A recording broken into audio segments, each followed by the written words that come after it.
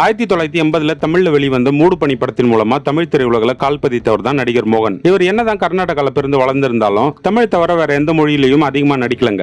80 காலகட்டத்தில் இவர் நடிச்ச படங்கள் எல்லாமே வெற்றி. வெள்ளி விழா நாயகன் இவருக்கு ஒரு செல்ல பெயரும் இருக்குங்க. 1991 அப்புறம் படங்கள் அதிகமா நடிக்காத இவரு இப்ப மறுபடியும் ஹரா படத்தின் மூலமா ரீஎன்ட்ரி கொடுத்து இப்ப தளபதி படத்துல பயங்கர வில்லனிசம் பண்ணிருக்காருங்க.